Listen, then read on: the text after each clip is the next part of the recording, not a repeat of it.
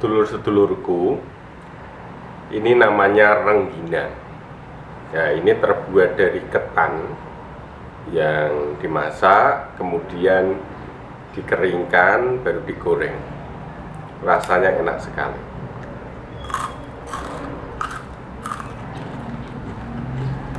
Banyak.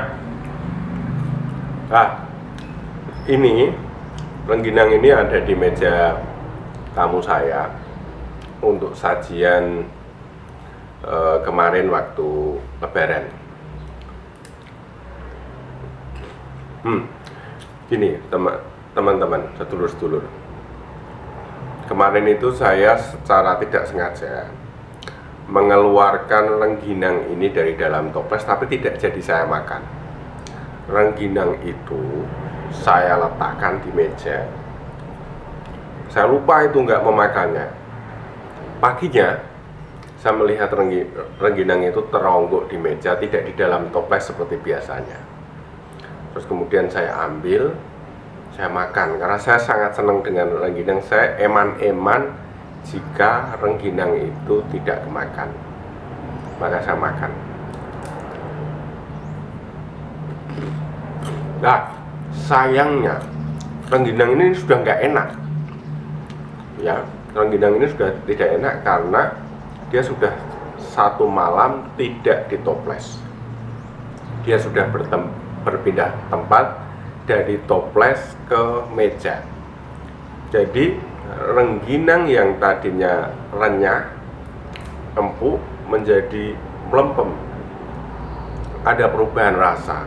Bumbunya juga tidak begitu terasa sebagaimana biasanya. Jadi ada perubahan sifat, karena sifatnya jadi melempem, kemudian terjadi perubahan rasa. Saya pengen kita belajar tentang ini, bahwa terjadi perubahan tempat itu menjadi perubahan tempat mengakibatkan perubahan rasa.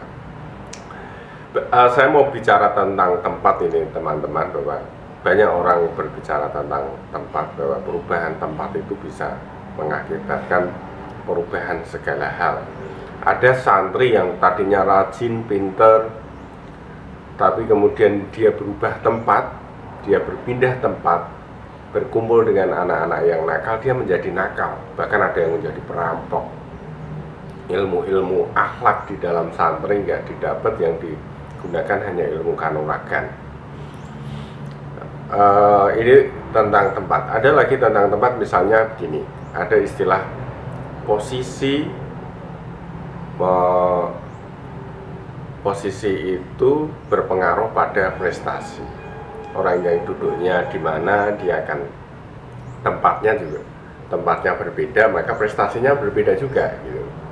Ada lagi tentang tempat. Saya lihat misalnya, saya anak seorang petani. Dulu setiap pagi saya ke sawah, saya memperhatikan tanaman yang di bawah naungan pohon itu nggak tumbuh dengan baik.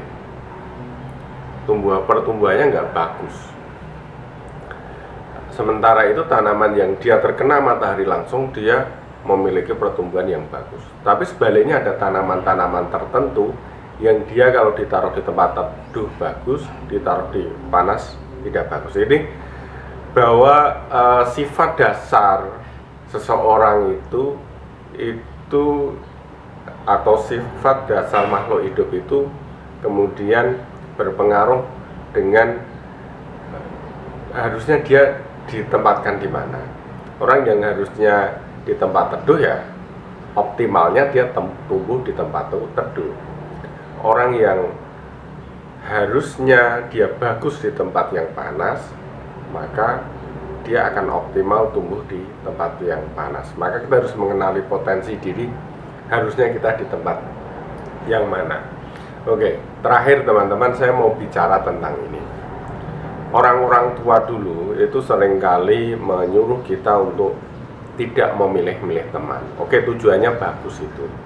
Kenapa? Agar kita tidak memilih mana kita hanya berkumpul dengan teman yang punya uang, yang mentereng, yang kaya, dan menyingkir kepada orang-orang yang miskin dan lain sebagainya. Itu memang sesuatu yang harusnya kita hindari. Tapi itu tidak dikebiah-uyah. Kita tetap harus memilih teman. Jangan memilih teman yang misalnya mabuk-mabukan, narkoba. Nanti kita bisa ketularan itu. Kalau apalagi dalam posisi anak-anak yang mudah terpengaruh, itu akan sangat berbahaya. Maka memilih teman, memilih tempat bermain, tempat dan teman yang baik ini menjadi sangat penting. Itu kira-kira ya ilmu yang saya pelajari dari Rengginang. Jadi segala kejadian kita ilmui, kita beli ilmu, kita pelajari ada apa, karena setiap peristiwa katanya adalah ayat yang tidak tertulis. Oke, terima kasih, sampai ketemu dengan cerita harian berikutnya. Assalamualaikum warahmatullahi wabarakatuh.